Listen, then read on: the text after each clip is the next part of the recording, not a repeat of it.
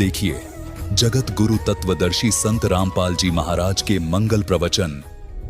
हमारे परमपिता कबीर भगवान ने आकर के इस सुती आत्मा को जगाया है, जो काल की भांग पीकर नशे में अपना जीवन नाश कर रही थी। उसके लिए परमात्मा ने स्वयं आकर हमें ज्ञान दिया है कि जो आज आप इस परिवार के पोषण में और संपत्ति के संग्रह करने में अपना पूरा मनुष्य जीवन नाश कर जाते हो, मनुष्य जीवन का केवल इतना ही काम नहीं था। ये क्रियाएं जो आप करते हो, पशु पक्षी भी यही करते हैं। फिर मानव शरीर के मिलने का उद्देश्य क्या था, आवश्यकता क्या थी, ये परमात्मा स्वयं आकर ज्ञान कराते हैं।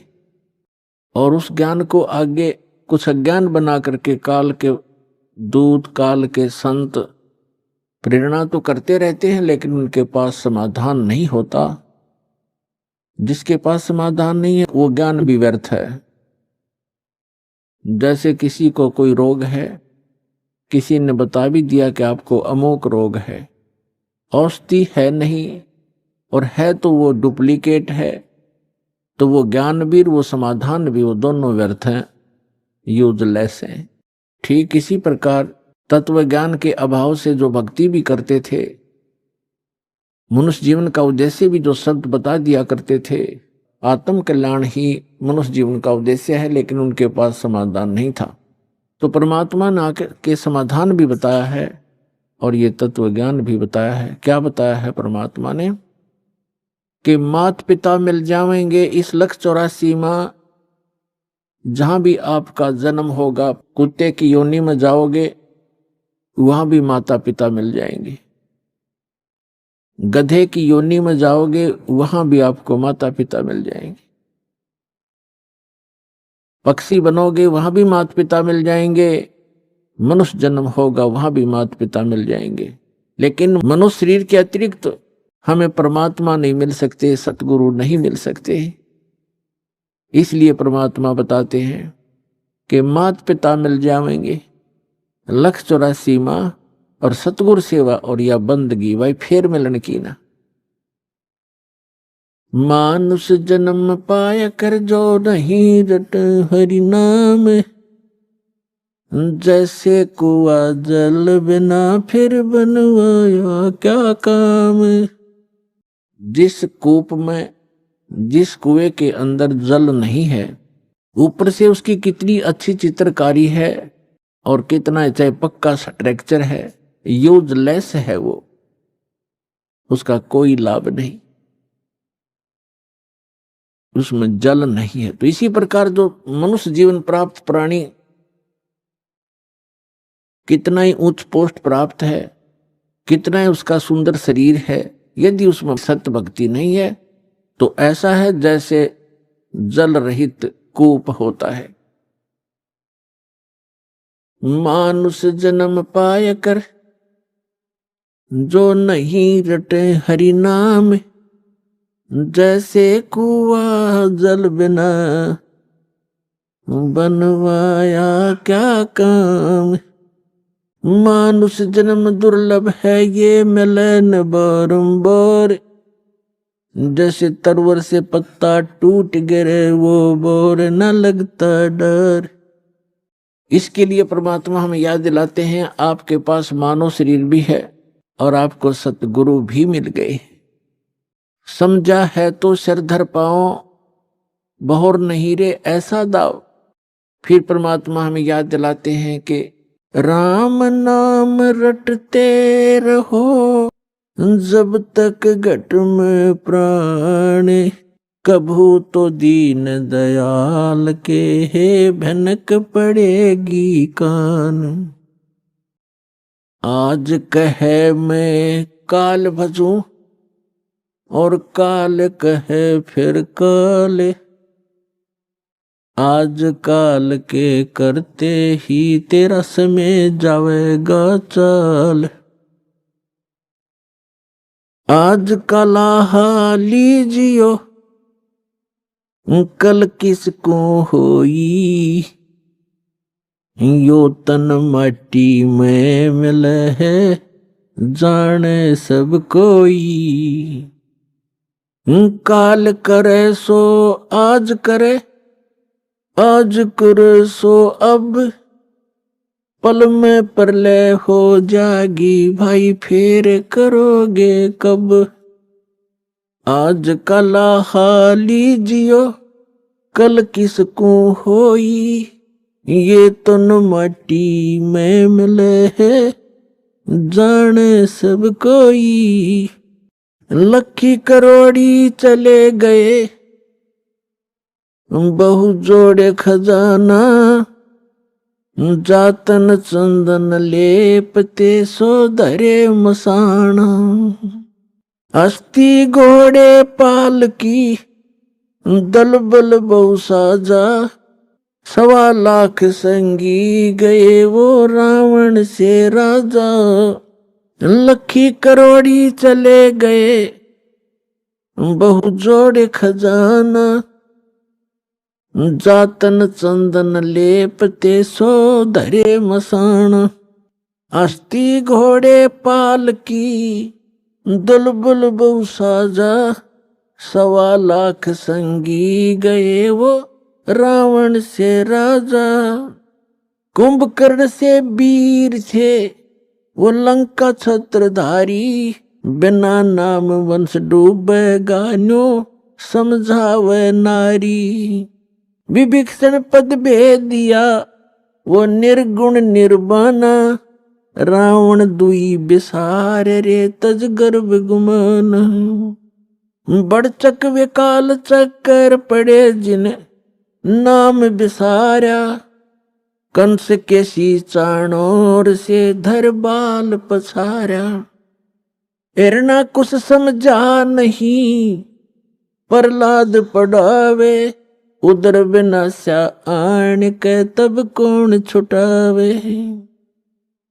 जरासंध से मारिया और सैसरा बाहू, ग्रह से गज छुटाई या निज नाम है साहू। दुशासन पर ले गए वो 71 भाई, दुर्योधन की देह को तन गीद ना खाई। सूक्ष्म रूप धरकर किन्नी कबीर सहाय, श्री कृष्ण को तो महिमा केवल दीनी है सतवाय। मोक्ष मुक्ति सतनाम से भजली जो सोई, अगम दीप सतलोक में तब बासा होई। 88 दीप में उत्पत्ति की खानी, दास गरीब सत भक्ति मिले तब स्थिर होत प्राणी। पुण्यात्मा धन्य आपके माता पिता जिनसे जन्म हुआ, क्योंकि अच्छी संतान अच्छे ही माता पिता को प्राप्त होती है। अच्छी संतान वही है जो भगवान से डरने वाले, परमात्मा की तरफ में भटकने वाले और बुराई से डरने वाले होते हैं, वही अच्छी संतान होती है। और वो अच्छे माता पिता से उनका जन्म हुआ करता है। तो ऐसे संस्कार आपको जो प्राप्त हैं, ये बहुत ही कम चांस है इस मानव जीवन में। आप बालक को आपको ज्ञान नहीं, ये दास इस मार्ग का मास्टर बना दिया कबीर भगवान ने। इस दास को मालूम है आपकी कितनी कीमत है, आप कितने पुण्यकर्मी प्राणी हैं, क्योंकि लाल को अपनी कीमत का स्वयं ज्ञान नहीं होता, जोर ही कीमत लगाता है। अब क्या बताते हैं परमात्मा कि आज का लाहा लीजियो कल किसको होई, और ये तन माटी में मिले जाने सब कोई। सबको मालूम है मरेंगे, पर एक सबसे बड़ी भूल हमारा ये लगी है कि अभी नहीं मरेंगे। कब मरेंगे?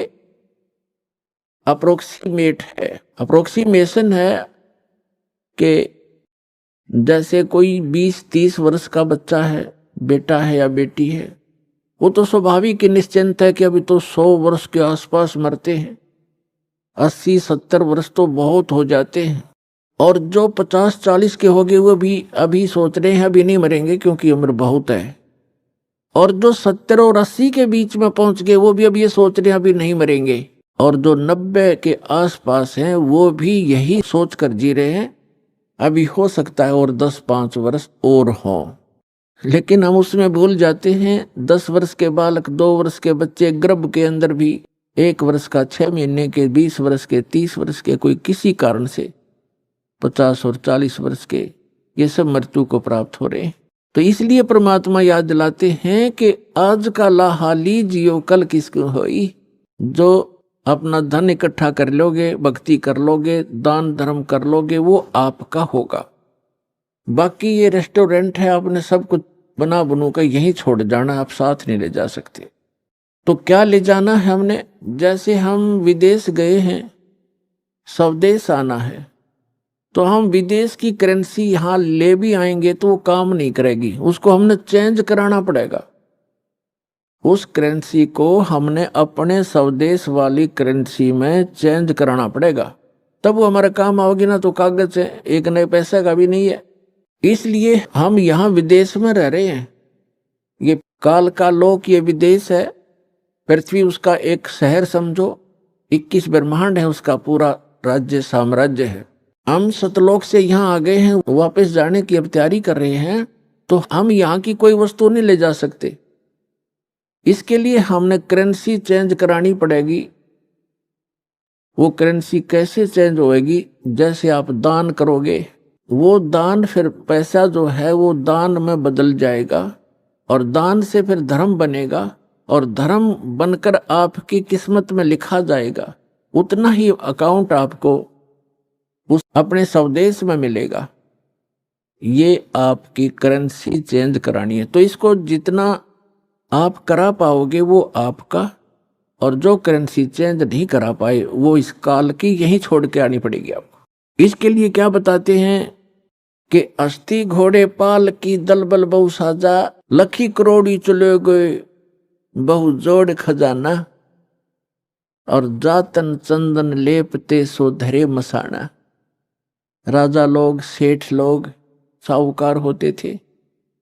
जितना व्यक्ति धनी हो जाएगा उतना ही वो कृत घनी बन जाता है। ये माया का गुण है।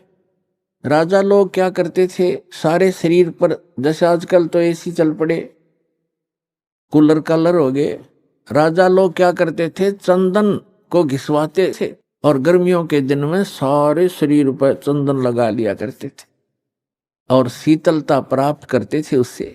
चंदन जो है बहुत शीतल होता, ठंडा तासीर होती है। इसी प्रकार सेठ और साहूकार। तो परमात्मा कहते हैं, जातन चंदन लेपते, जिसके शरीर पर चंदन लेपन होता था और भक्ति करी नहीं, बकवाद करके जीवन नाश कर गए, पिछले जन्म के पुण्य कर्मों को पूर्व जन्म की बैटरी से राजा बन गए। जब तक पूर्व जन्म के पुण्य चलते हैं ये राजा राज्य भोगता है, धनी अपना धन का सुख लेता है। और यदि भविष्य की भक्ति ठीक ना बनी, शास्त्र अनुकूल साधना नहीं हुई, चार्जर नहीं लगा, तो पूर्व जन्म की बैटरी जिस दिन डिस्चार्ज होएगी, यानी पूर्व जन्म के पुण्य आपके जिस दिन समाप्त हो जाएंगे, उस दिन तुरंत ही अचानक कैर टूटने शुरू हो जाएंगे। जैसे राजा लोगों का इतिहास देख लो आप, पिछला पुराना इतिहास हम पढ़ा करते थे। कोई राजा 5 वर्ष राज्य किया, किसी ने 10 वर्ष किया, किसी ने 12 वर्ष किया। और जो कर्म बिगड़ते इंसान के, कोई ना कोई काल प्रेरणा से दूसरा राजा आके उस पर आक्रमण कर देता है, उसकी नींद हराम हो जाती है, मारा जाता है, लुट जाता है, बच जाता, जंगलों में धक्के खाता है, तो अब बैटरी उसकी समाप्त होगी। और मृत्यु के उपरांत राजा गधे की योनि में जाता है।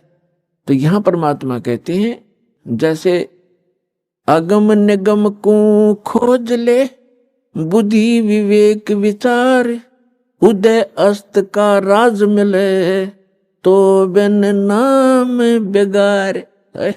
कितना सटीक उदाहरण दिया है परमात्मा ने कि जरा सा बुद्धि से काम ले मानो, अगम निगम को खोज ले, अपने भविष्य को विचार कर, और बुद्धि विवेक विचार, उदय अस्त का राज मिले, तो बिन नाम बेगार। यदि पृथ्वी पति बन जावे, उदय यानी जहां से सूर्य उदय होता है और अस्त होता है, अर्थात पूरी पृथ्वी पर जिसका शासन हो, उसको उदय अस्त का राजा कहते हैं। उदय अस्त का राज्य मिले तो बिन नाम बेगार। अब बेगार तो अब शायद किसी बच्चों को ना याद हो, डिफाइन करना पड़ेगा उसको। पहले सन 66-67 में 68 के अंदर हरियाणा में प्रांत अलग हो गया था, इसमें इतना विकास नहीं था, सड़कें बन गई। फिर ये 3 व्हीलर चला करते थे पेट्रोल के, ये बड़े बड़े 3 पहियों वाले 3 व्हीलर के बड़े वाले, और वो गांव से शहर में जाया करते थे। हमारे गांव से 2 3 व्हीलर चला करते थे। एक दिन नहीं आया तो दूसरे ने पूछा कि कल क्या बात होगी, कुशल तो है, आए नहीं। तो उसने कहा कि कल मैं बेगार में फंस गया था। बेगार क्या होती थी? पहले पुलिस वालों के पास ये अपने सरकारी व्हीकल नहीं होते थे, जीप वगैरह।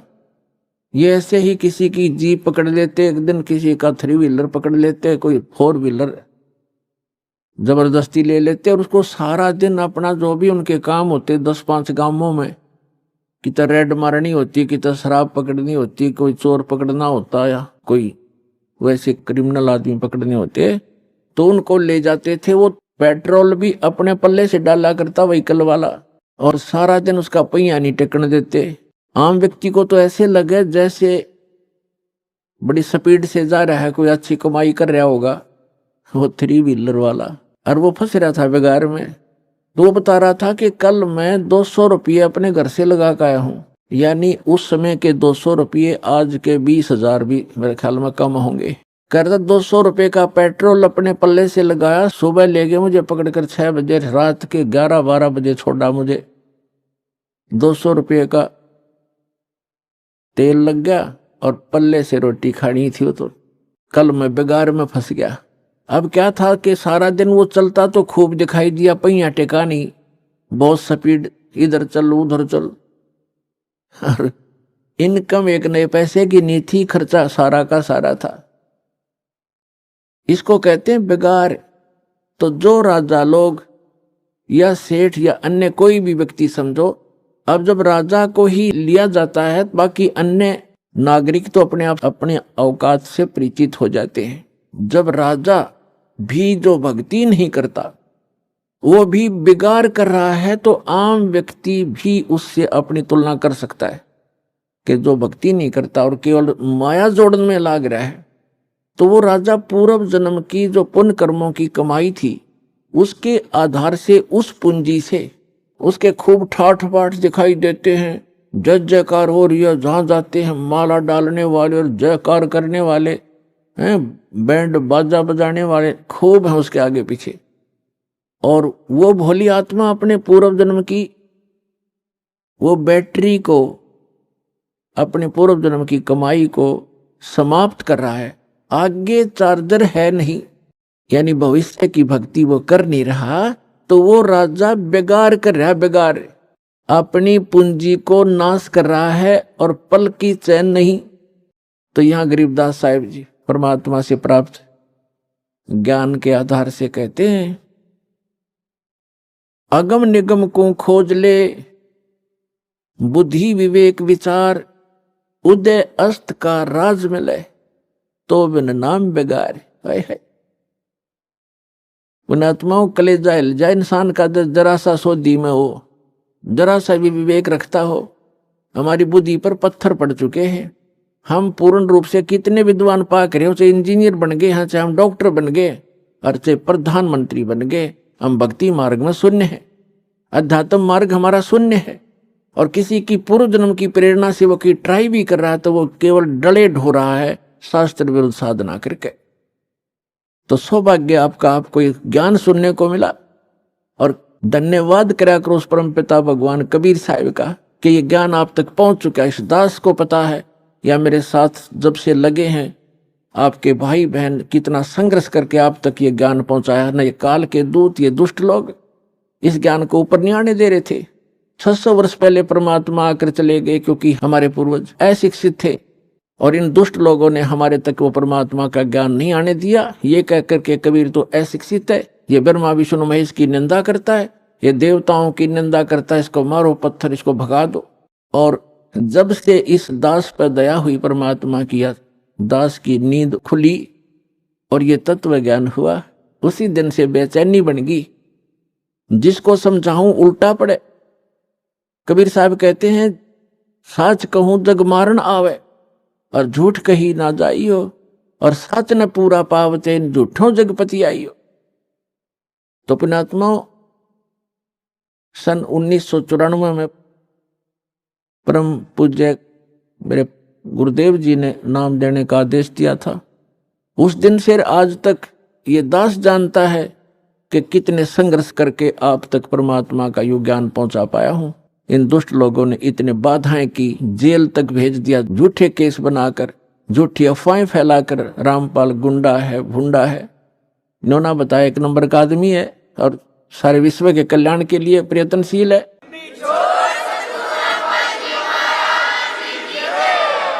तो पुण्यात्माओं, आप सभी का कर्तव्य बनता है अपने बहन भाइयों तक यह ज्ञान पहुंचाने का। इस मार्ग के अंदर सबसे पहला आपको सहनशील बनना पड़ेगा, क्योंकि ये ऐसा ज्ञान है जो भी सुनता एक बार उसमें तूफान आता ही आता है। जैसे आप अपने छोटे भाई बहन को या बच्चे को कोई मेडिसिन खिलाते हो और उसकी जीभ पर रखते वो थूक भी देता है और रोता भी है, और कई बार तो अपने माता पिता के कपड़े भी पकड़ लेता है, मेरा मुंह खराब हो गया।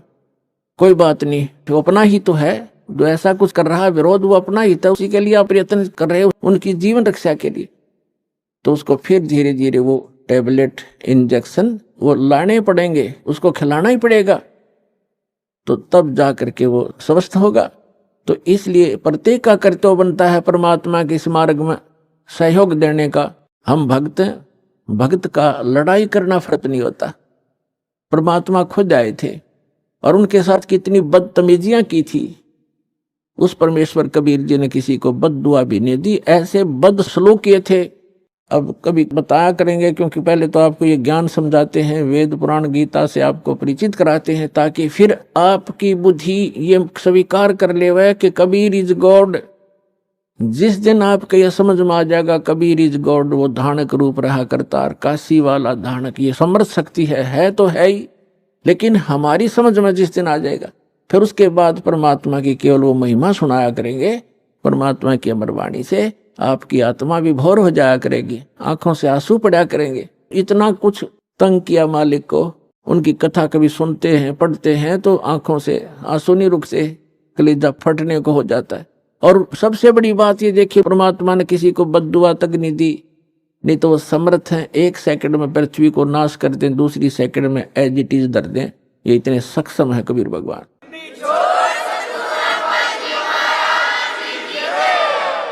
लेकिन उन्होंने उनको बद्दुआ नहीं दी, क्योंकि उनको मालूम था कि ये मेरे ही बच्चे हैं।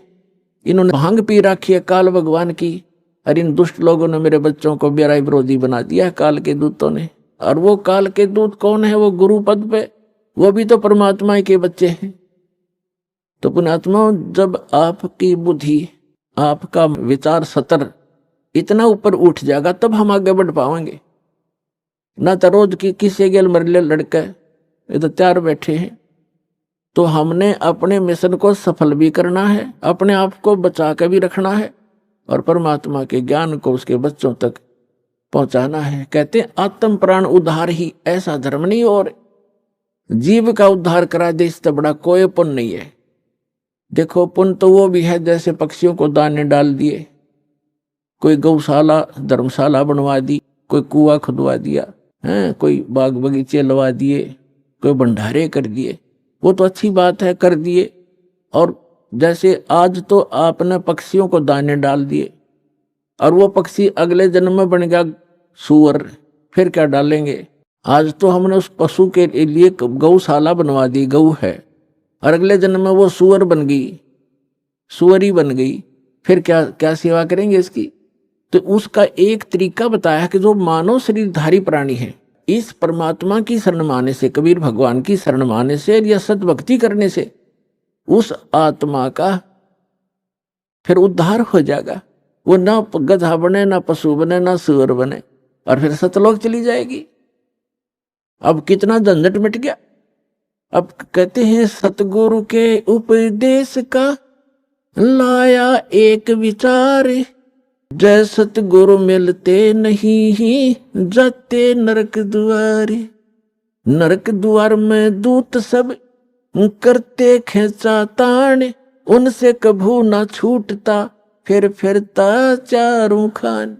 चार खानी में भ्रमता कभू न लगता पार, सो फेरा सब मिट गया हमारे सतगुरु के उपकार।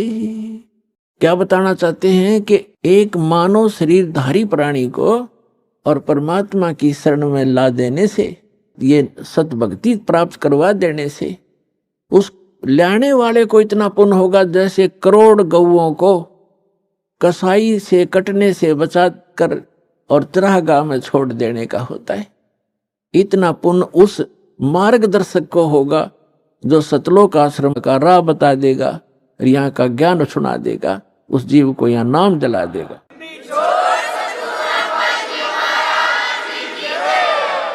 तो फिर उसके बाद कहते हैं उस भक्त का सारा बाईपास निकल गया, सतगुरु मिल गए। सतगुरु के उपदेश का लाया एक विचार, और जय सतगुरु मिलते नहीं हम जाते नरक द्वार। नरक द्वार में दूत सब फिर करते खेचा तान, उनसे कभू ना छूटता फिर फिरता चारों खान। चार खानी में भ्रमता और कभू न लगता पार, और सो फेरा सब मिट गया मेरे सतगुरु के उपकार। ओए अब ना वो पशु बने, ना पक्षी बने, और ना कोई और नरक में जावे। तो कितना बाईपास निकाल दिया परमात्मा की कृपा से, उस सच्चे नाम से वो कितना बाईपास निकल गया। तो इस प्रकार कहते हैं आत्म प्राण उद्धार ही, ऐसा धर्म नहीं और इससे बड़ा कोई पुण्य नहीं प्राणी को। पुण्य तो और भी है, लेकिन अगर आप परोपकार करना चाहते हैं, आपके दिल में दया है प्राणियों के प्रति, तो मानव शरीरधारी प्राणी को परमात्मा की शरण प्राप्त करवा दे। बुरा वो भी नहीं है जैसे पक्षी है, अपने घर पर दाने डाल दो, कुत्ता आता है रोटी डाल दो, अपने ही घर पर डालो, कहीं विशेष स्थानों पर मत भटको, ये व्यर्थ है।